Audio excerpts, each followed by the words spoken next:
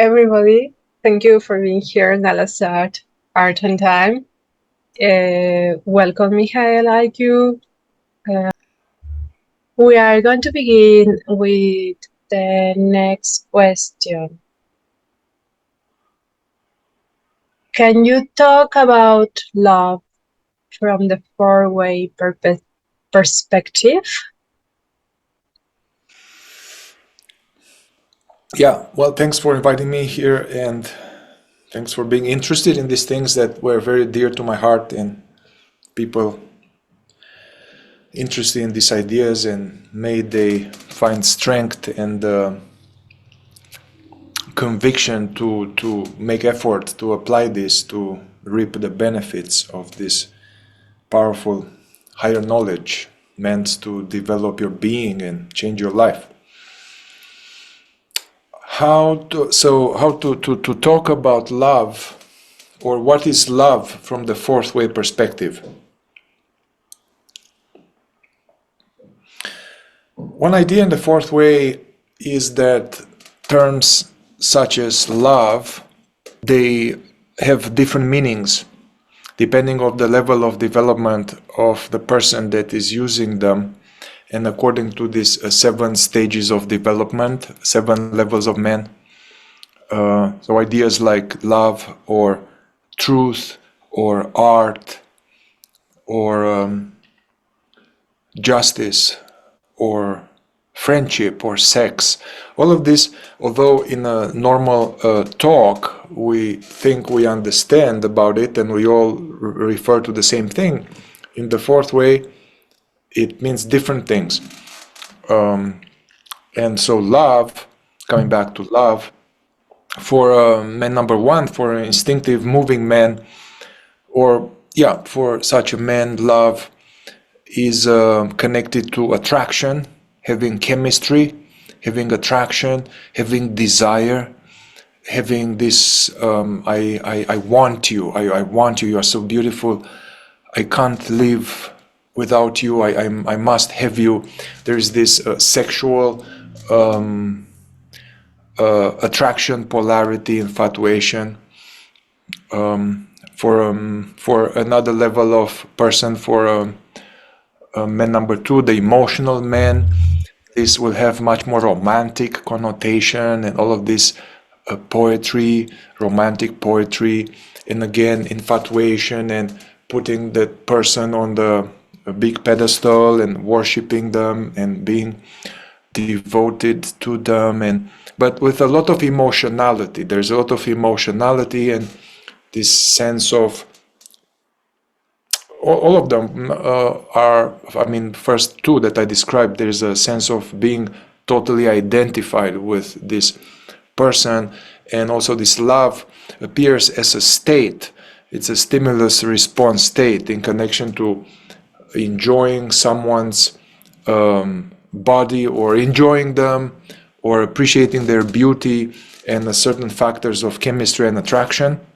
It evokes in the person a certain state that we call love. And then this love, for these levels of the unconscious man, it's very transitory, and it will fade away as the attraction will fade away. And then the very thing of love and wonderfulness will change into boredom, will change into the opposite of resentment, of something else. So it's highly unstable and is body-based or emotion-based, but the emotions are lower emotions of man who is not conscious. These emotions can change anytime. I would go, let's say, to there's other level of love for a person who, let's say, is a man number 4, or someone who is a serious practitioner on the path, and his priority and the strongest desire is to be focused on a path of truth or path of awakening, or so this is a product of a lot of inner work. Then love has a different connotation. Could be love for the work, could be love for the truth, could be love for making efforts. This in order to be successful actually on the fourth way path or any path, to go deep, face our demons or face our unconscious, overcome these mechanical momentums, laziness, selfishness, inner contradictions, and all this state of sleep, one needs to make a lot of effort and payments and sacrifices, and one cannot do those without love, which takes the form of deep interest, deep enthusiasm, deep valuation. So there is, although the fourth way is a more of a strong intellectual component and, as you know, strong theory, it needs love in order to make effort, because love of truth, love of awakening, love of higher being, in order to have enough engine for us to move forward. Now, in terms of personal, for such a man, the type of love will be, of course, there is nothing wrong with having this attraction and chemistry. That's important to have attraction and chemistry when we have a partner. But for man number 4, it is more than that. It is also this friendship in the work. We have a friendship in the work, and you are a close friend on the path. You are a partner on the path. Therefore, there are more levels here, and that's more sustainable, because that element of respect, appreciation for their own efforts, being my partner on the path, that can carry over when attraction dissipates. All right, continuing with love. In the fourth way, it is said that actual love is the real love is when one awakens to some degree. When there is more self-remembering, and what is called in the fourth way the activation of the higher emotional center, which is connected with self-remembering, being conscious of what we truly are, being conscious of being the being, and more regularly, more frequently, being able to abide as the being. And at that level, then one will have this emotion, which a higher emotion actually. Love is actually a higher emotion that cannot sustain when one is not more awake. So it cannot change. Basically, the higher emotion cannot change towards its opposite, and it's not depending on polarity or things like that. Faith, hope, love, trust. But it's a very different flavor than what you see on TV and all of these telenovelas or romantic movies. Okay, just to be a little bit more in earth, yes, like you say. So the students, a way to begin to love, yes, a little steps, yes, little aims. Yeah, so I appreciate you bringing it to the feet on the earth. I like it how you put it. I will get into it, but even at this level, let's say you are a student on the awakening path, and interpersonally, you can practice this, what's called benevolence or goodwill towards all beings, where you have this as a practice, as a discipline to cultivate goodwill or benevolence, to want everybody the best, to practice this lovingness, which shows in the form of kindness. You're kind, helpful, considerate, respectful towards all life, including oneself. That is a good practice, because if one were to be really much more conscious, one would feel like that. One that would be naturally aligned, that even if people were assholes, and that there is still some sense of seeing that they are an expression of the divine, and they are confused, they may be dangerous, they may be stopped, they may have to be stopped, but one's emotional center is purified from hatred, from judgments, from resentments. So what I described to you, this practice of loving kindness, as they call in Buddhism, Tibetan Buddhism, or practicing lovingness and benevolence towards all life, including oneself, it's a good practice with people. And to live like that, which is based on is based on a truth that everybody is our family here. We are all a big family, the human family, and everybody is our brothers and sisters. And everybody, at the deeper truth, every person you meet, it is underneath their face, and there is this light of being. Even if they are unconscious, or even if no matter what they are an expression of the one reality. And therefore everybody is God in some way. Even if they are very asleep and harmful, but they are still God in that form.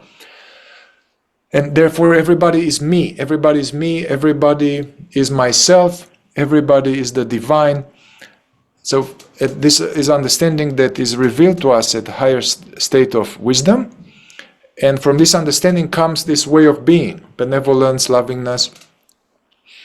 And the golden rule is treat others as you want to be treated. That's a good teaching on love, and will help us. And whenever there is something else, there is some hatred or some blockage or some judgment, the way to go is to investigate that, to see what that is about, and work on it to let it go. Now, of course, this doesn't mean that one is a doormat or one is taking shit from everybody, because, as I said, to honor and benevolence towards all life, including myself. So if somebody is harmful or toxic towards me, the loving thing is to protect myself from them and to tell them to back off. Yeah, that doesn't mean taking abuse. Now, coming back to what you initially asked me, of being on a path, and how to love, how to increase the level of valuation or level of love for the inner work, inner awakening work, day to day, to make this as a priority. Yeah? Yes, thank you.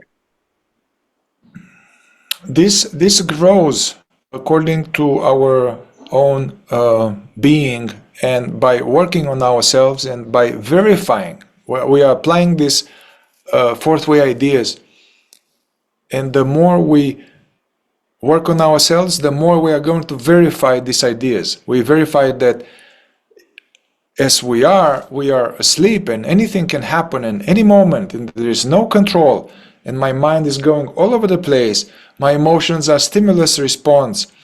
My states are fluctuating all the time. So I'm going to verify that.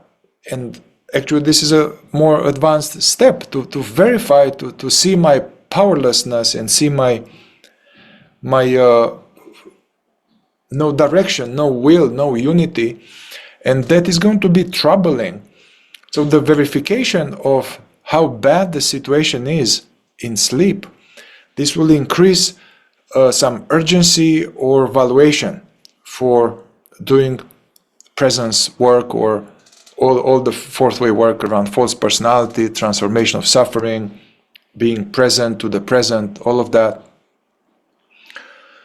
So verification of our own sleep and how uncomfortable and disturbing it is will motivate us to put more interest in the work. As Buddha would say, when you realize that your house is on fire, it's right now on fire, and the fire is not going to stop, and it's only by chance that the fire has not reached your room this very moment, you are going to be very motivated to try to get out. Another way to increase this love or valuation for inner work is, as we do the work, the inner work, we are actually going to be more conscious, and then it's going to feel better. It's going to feel there's more peace, there's more quiet mind. The quiet mind and being present to the field of flowers or to the clouds or walking in a town and not being lost in daydreaming or commentary or judgment, and just even having like 10 minutes of like enjoying the breeze, not many thoughts, really present. This feels good. Love should be pleasant. God or higher truth should be pleasant at some point. So the more we do the work, it feels good. We are rewarded, and we are propelled by how good that is as compared to the state of being the eyes battling with each other and judgments and gossip and beating ourselves up, false personality. The more we do engage in the work, the more our false personality will diminish, the imaginary I. And the imaginary I and the false personality is unhappy. And this diminishes, and then our essence is more active. Essence. And it's lighter, it's more free. Life is more simple.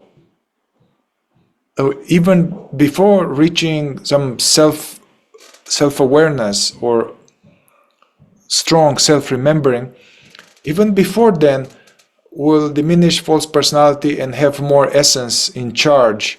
And that is much more enjoyable. So we are going to be propelled by both the enjoyment of being as well as propelled by seeing how painful it is to be asleep. Another way to increase love or valuation for the work is to work with others. Being on your own by yourself, reading books or watching YouTube or meditating by yourself is going to not go very far, although it's very important. It's an essential engine, but it's important to have this called second line, to work in an organized group or a community where you are going to engage with other like-minded people that you become friends with, and we are going to have more reminders, more shocks for the work, and this will go to increase our valuation. Another, you got me going here, Claudia. Another way to increase this love of valuation for the work is through, the ego or the imaginary I is driven. It is driving. It wants to be happy. Basically, the imaginary I wants to reach the shore, wants to be happy, wants to be okay, and it tries to go about it through various recipes that we inherited. Get a relationship, get the perfect partner, or get this job, or get success, or get money, or get fame, get stability, get recognition, get a boat, get a nice house, Yeah, so that's what it's trying to do. The imaginary I, the usual sense of me, is constantly seeking to arrive at being okay or arriving at being happy through these external pursuits. And as we are working on ourselves and applying the teachings, we are instructed, first of all, that what we want is not going to be found there. Chasing those things, we are constantly going to be disappointed. I'm going to find a wonderful partner, and it's still going to feel like, oh. I'm going to actually get that boat. I'm going to get that house. I'm going to have that job. I'm going to publish that book. I'm going to be famous.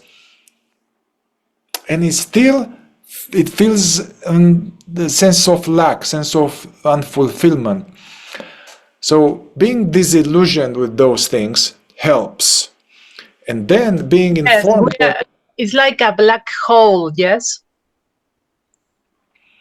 yes, we are putting energy in there, then life passes, our energy is sucked into that, and there's still a hole in your heart. Yeah. In the teachings, not just fourth way, but non-duality or many teachings, they say that it is within. What we seek is within.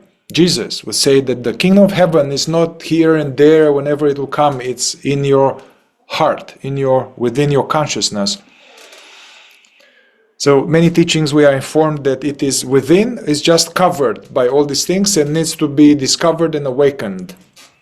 So verifying this, being disillusioned with the recipes for happiness, for life, and having some temporary causeless happiness, more causeless peace due to the inner work, will strengthen our resolve.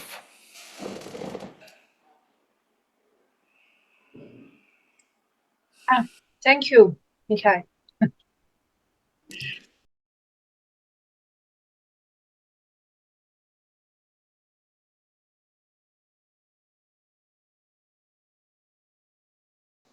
Thank you, Mihai. That was good. And if our friends want to go deep to this, we always invite you to go to the workshops or find a group of the four-way with someone. Yes.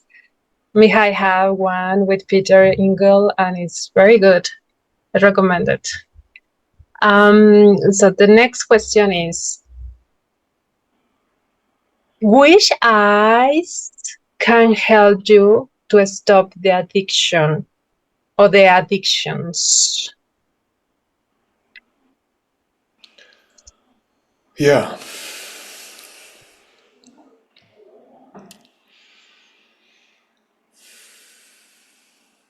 Well, that is tricky because the addiction itself is an eye. There's some eyes, and I see addiction as what we mean here, in terms people are not familiar when we say these eyes, is that in the fourth way, every impulse, we have many impulses as a thought, a feeling, a desire, a perception. All of this, they come from the four lower centers, from the intellectual center, emotional center, instinctive center, moving center, sex center.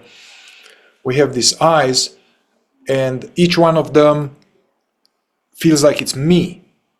When consciousness doesn't know itself and is more asleep, each eye becomes me, and consciousness is identified with each eye. However, they pass, they change, they are stimulus response.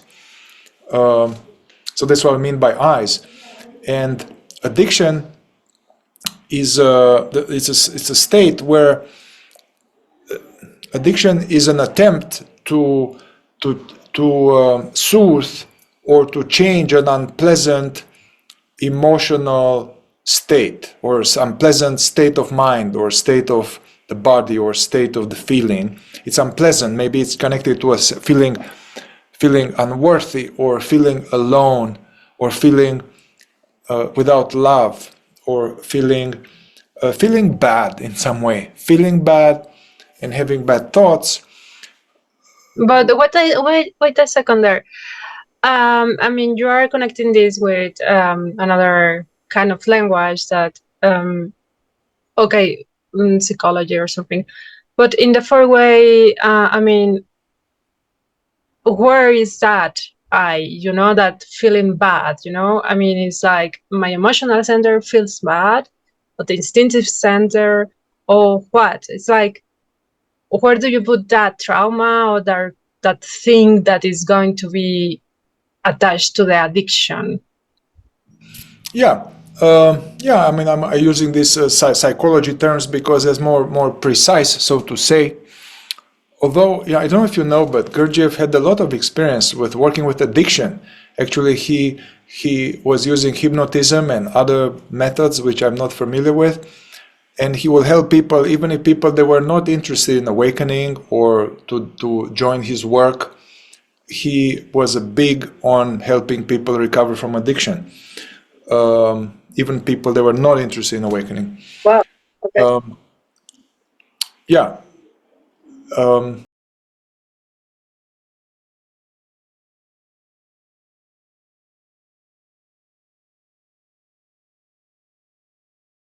Well, what I call, let's say, a state of unworthiness, or a state of feeling that something is missing, or I'll never be good enough, or I'm alone in the world, or it's too late for me, life passes me, or I feel so uncomfortable. Yeah, all of these words that I use, they are a combination, these are states, combination of a mixture of eyes from the emotional center, some feelings, with some embroidery in the intellectual center, some story, and then there are some unpleasant sensations. So these unpleasant states that we have, these are a combination of the emotional center, intellectual center, and instinctive center in a low state of consciousness. And there's a feeling of me there, me being very unhappy. And addiction and compulsion is basically starts from there. There is this unpleasant state that comes from all the centers. Now underneath it is the state of self-forgetfulness, as well as wounds, traumas, deficiency stories, which from one angle, deficiency story, it's a strong sense of imaginary I. That is like negative imagination about oneself. So that there's something underneath that, but that there is this unpleasantness, and then there is an impulse to alleviate this unpleasantness, and there comes the desire to have a vodka, or to desire to have cocaine, or desire to have chocolate, or desire to date, which this can come, let's say, can come from the instinctive center, or it wants something that is seemingly instinctive. I want my cookies, or I want vodka, is the instinctive center.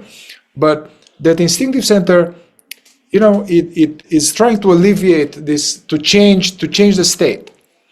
So that's what addiction is. So the question was which eyes can help to stop addiction.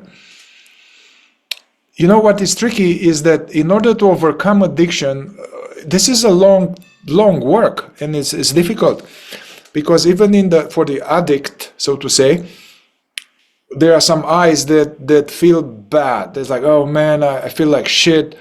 Okay, this is a group of eyes. Another eye is that I want to drink, or I want to have cookies. Now this is another eye. I must have it now. Now other eyes come that say, hey man, no, don't do it. It's not good for you. Remember, we want to give up. We want to be sober. We want to change our life. I want to, whatever. These are another eyes that come, but the craving eye is stronger. And it's like, no, yeah, it doesn't matter. then it goes for the cookie or for the vodka. Then as it drinks, there's other eyes that come and says, oh man, look at you again, you're a piece of shit, you can't do anything, you're wasting your life. Yeah, some other eyes come, and then afterwards there are other eyes that feel bad, like, look man, you've done it again. And so you see, all of these eyes are changing, and none of them is strong enough in order to really transcend this. It's none of them. So what is important is, from my understanding, what's important to actually try to bring this fourth way work, and it's more than fourth way work necessary to overcome addiction, but to bring this state of observing to all of these different eyes, that will be very helpful. Einstein said that the problem can never be resolved at the level of the problem. One needs to access a higher dimension in order to solve the problem.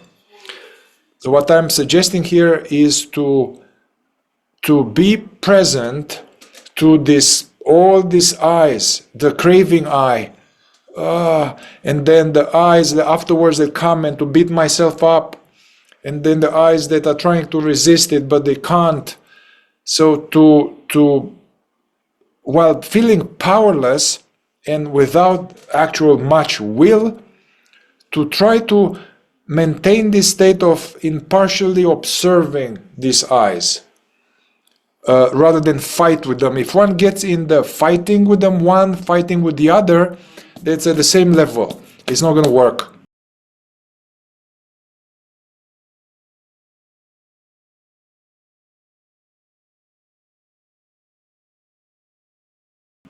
You think like, for example, like to say, oh, there is coming the eye from the queen of instinctive center that wish this, desire this. Okay, so then you say, oh, okay, it's fine. Okay, dear, you are welcome. Okay, you just observe it. You say, okay, I give you your space, but I'm not going to give you that. But it's okay that you manifest there, yes, and there is God. No? Yes, like that. But however, an addict, a real addict that is an active addiction, cannot do that.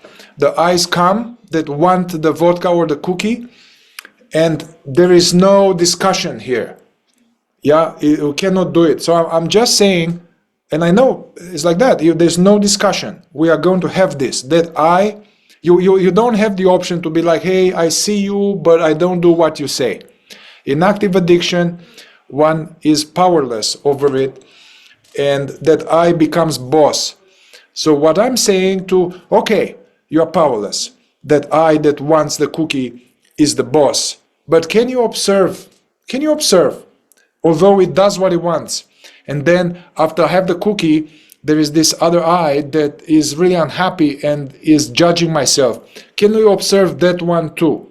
Yeah, so before we can actually have enough power or something that needs to happen to change, I want to evoke this higher dimension of being present to all of this crazy tortured show.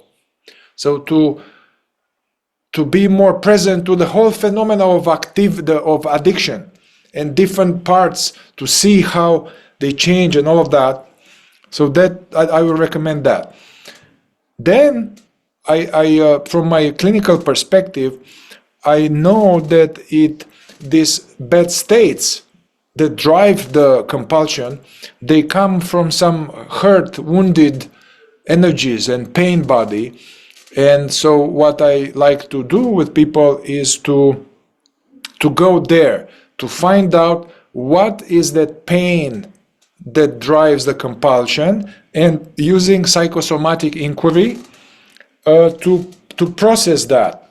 So just being present and here and now and being present, that's not enough for deeper traumas or addiction. It is important to really get in there, and there's stuff that are subconscious, to get in there and bring to the light of awareness the subconscious with its hurts and stuff from childhood and loneliness and abandonment and being beaten, being neglected. These are strong energies which are stored in the body, out of which come this sense of lack and this sense of bad states.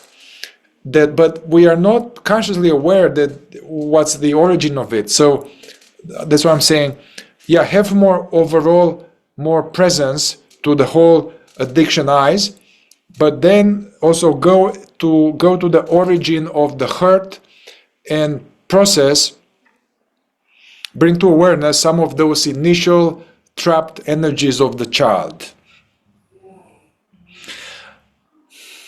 Now, which eyes can be helpful?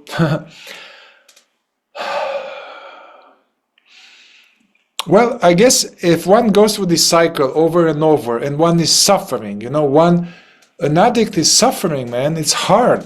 I have a lot of compassion.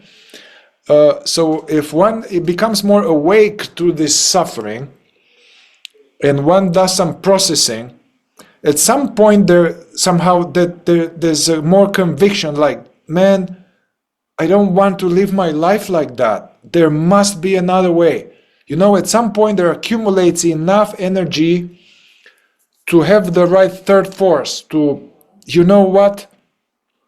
No, I don't want to, I'm wasting my life. I have here what to do. So, eyes like that can be useful, helpful.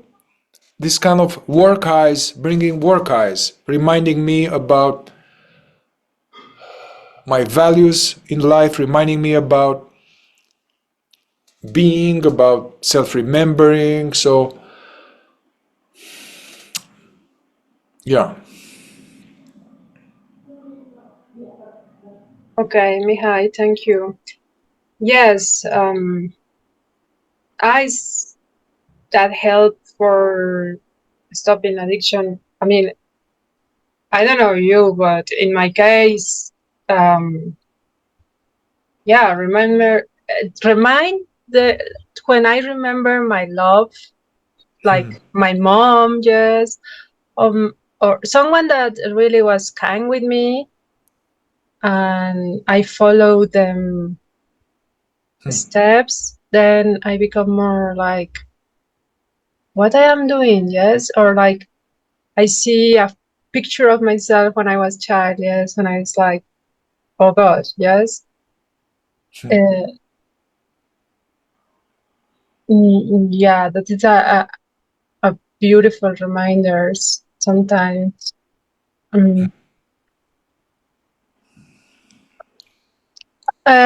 Let's pass to the next one. Why our machine sometimes is in haste? I am curious to know how to stop the haste. Yeah, why our machine, why we are in this pattern of haste. Yeah. Well, just to define this pattern of haste, of hurrying. It's this is a state, feeling rushed, feeling that I don't have time. There's no time, and I need to go. I need to go and do, and there's no. And then there's this in order to to accomplish more or to multitask, do various things at the same time, to drive fast, to walk fast, to always be going somewhere, always somewhere, going somewhere. It's never, I'm never here, never home. There's always somewhere, something. This, yeah, this is what we call a pattern of haste or hurrying. And the question was how to, or why, or why our machine sometimes is in haste, and I am curious to know how to stop it. Like, if it's possible to stop it, yes, that haste. I'm not sure if it's mechanical in the nature, but I don't think so. So yeah, if it's possible to stop it and penetrate the present. Well, it's an important work, this haste, this state of haste, or in the fourth way we call it mechanical efficiency. That is a big obstacle towards self-consciousness and the work. It's a big obstacle.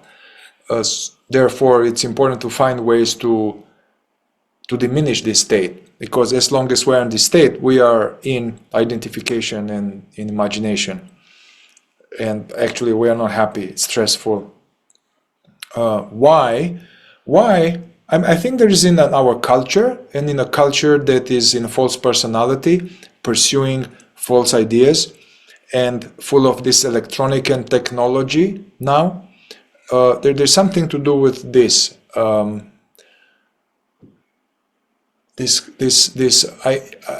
have a sense that in the past things were a little bit slower. And if you go in the villages or something like that, you can see people are more slow. They're sitting on the bench, looking the sunset, or so this rushing. It's yes. They even culture. Speak slowly. Yes, in some places like Merida, they are like so slow, more slow than me. Imagine. There is something to do with this modern culture and this culture of success and achieving and being productive. So I think it's a program that developed last 100 years or so, being more productive. Then the introduction of smartphone and all of this Facebook, TikTok, Instagram that are short. And so there starts to be this stimulation, and one feels bored with the present. One feels bored with the present and then reaches for the phone to get more stimulation. And then the phone is kind of fast. There are these 1 minute reels and short and fast and more and more. So that also contributes to this state of this distracted and boredom, but wanting to keep going. There's some other people have this pattern of this different people have different personal obstacles. So with some people or some types or center of gravity, there is this mechanical efficiency which is like accomplishing a lot and getting things done, but there is always a never-ending to-do list. It's a to-do list, and I'm rushing. I have to do this. There's some kind of energy driving this that is restless and accomplishing the to-do list. Now in our culture, this is praised from one angle, at least in the West, in America, because one is a doer, to be a doer, to get many things accomplished off the list. One will probably get more money, perhaps, or stuff like that, more praise. But this becomes then a default state of being. So then from the very moment we wake up in the morning, there is this sense of stress. I have to rush, I have to do this, I have to go, there's no time. You see, so there is this already very, the nervous system is in a jacked up state, and there's not enough energy, there's not enough space for being present to the present, enjoying the here and now. Also, another factor to this pattern is so the moving center. The moving center is interested in moving and accomplishing and doing. So people who have a more of a pronounced moving center, that may, together with the cultural influences and this praise for being efficient, being an efficient person, so that they tend to go more into this pattern. Yeah, the moving center is annoyed, you know, when you go in traffic, or let's say you're trying to go somewhere and somebody cuts in front of you, or somebody slows you down. You'll notice that there's this, come on, go. That's the moving center being having negative emotions, or the moving center initiating this, unpleasant energy around being blocked or being slowed down. It's really important to observe this and to make exercises around that. There are many exercises, but the essence behind them, is to realize that whenever I'm in this mode, I am asleep. Unhappy, actually. Asleep, unhappy, and I'm wasting my life from the point of view of using my life to develop being. So somehow to really realize that and to one be bothered by this, to be bothered, like no. And to realize that it goes nowhere. We are rushing, and then we die. To understand, to observe, to realize this, that will create some incentive to try to do something about that. And then one needs to put some exercises or goals around that. Different types of goals. Whenever one, first of all, to observe this state in oneself and to notice when it comes, how it feels in the body. And whenever we catch ourselves in this state, to pause, to pause, at least from time to time, to pause and to stop the momentum and take a few deep breaths and recalibrate, to be present to the present moment. As Thich Nhat Hanh will say, I have arrived. I have arrived in the present moment. I'm home. I see energies in the belly, like, no, I don't have time for this, I need to do this, I need to send emails, I'm like,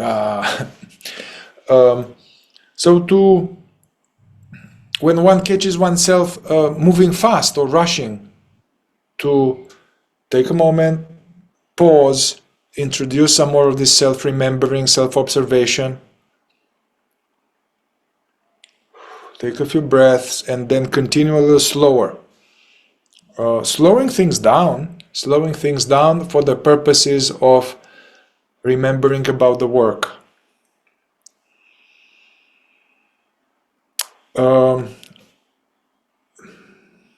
People who have this strong, they have difficulty to set up time, intentional time for meditation or for inner work.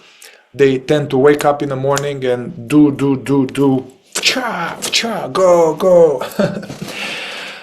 It is important to put aims to engage in conscious work first thing in the morning. Have a coffee, have shower, whatever, and then not go on the computer, not go, and go now.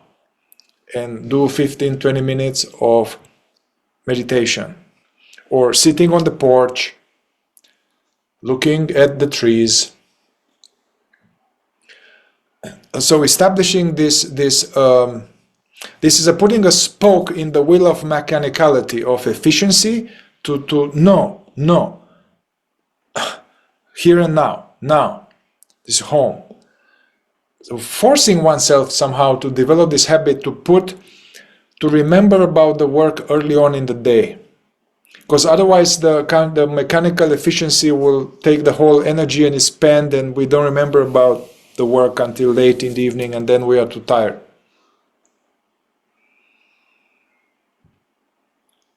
Different ways. You may have to work on the computer and stuff. You may need to be in a company and all of that. What another exercise would be to have an alarm clock. There are all kind of applications on the phone that you can put a bell every 20 minutes or so that rings, and whenever you hear that bell, if you are alone, to stop. That's just to stop whatever you are doing and take a mini break for being present. So mini short moments of coming back to the present and to engaging this being present to what's here, being aware of being, however you can. So it will be 3 times an hour or so, 3 times an hour, or every 40 minutes, having this bell that rings, that tells me, hey, stop, just stop. You're going nowhere but to the grave. Slow down. Remember yourself. That will be a good exercise. If one is with other people in a company, you need to make it more inconspicuous so you don't strange. So you can just internally use the shock. You can typing and then you hear this thing. Take even like 20 seconds. Look at the clouds, look at the trees, look at things. Mini breaks. That will be very good. Driving, watching this when we drive. Not going too fast if we don't have to. The moving center wants to go fast. But And I mean, I guess I was responding to this term of hurrying and rushing, and then I linked it to mechanical efficiency, which is a strong moving center element. But I see what you are saying. With the fast speech and all of that yeah, there is some moving center connected with the intellectual center. And yes, it's good to, that's a good example, and trying to catch oneself when one is too fast. You know, if you are talking very fast, it's hard to be present. Now, being said, people are different, so it's good not to become a robot and to speak slow. So, you know, it's tricky here. But I guess what you are talking about is this element of the queens, the emotional parts of centers where it's urgency. I must have it now. I have to have it. That is slightly different, but also it's an equal area of work of observing this urgency, and I must do it now. I have to have it now. That this energy of the emotional parts of centers, which is identification. yes. However, this, if one has this urgency around the work, that is good. Really? You think? Okay. I Yeah, meaning that you know, you asked me the previous question about how to increase love of the work, and one thing I didn't say is the realization of the time is limited and we are going to die, and any opportunity of working on ourselves will be finished, and then we will have wasted this opportunity with meaningless pursuits. The more one is aware of one's mortality and the time is limited, so remembrance of death, that can produce right values. We are now choosing intentionally how to spend the time and how to spend the psychic emotional energy.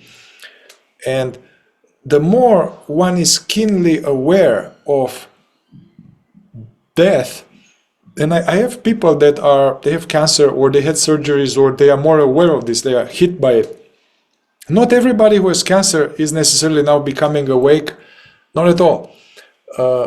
But some, they realize, oh my God, all those things I was doing, it doesn't matter. Doesn't matter what they think of me. It doesn't matter for people to like me. It doesn't matter to solve this. It doesn't matter. It's just I want to live fully now. What matters? It matters to be authentic. It matters to enjoy each cup of coffee, to enjoy walking on the street, and to enjoy being with someone rather than elsewhere, some other time, future. So there's an urgency towards living fully, consciously in the moment. Okay. Urgency is not like, oh man, I gotta be present. It's a maturity of the heart to value what is important. It's not a rushed thing. Okay. Thank you, Mihai. It's 1 o'clock, so maybe Yes. we have to go both. Go forth. Go for it. All right. All right. Thank you. Thank you. Bye. And if you can send it to me too, that would be great. Yes. Ciao, ciao. The raw file. Ciao, ciao. No rush when you have time. Just okay. Bye. Bye.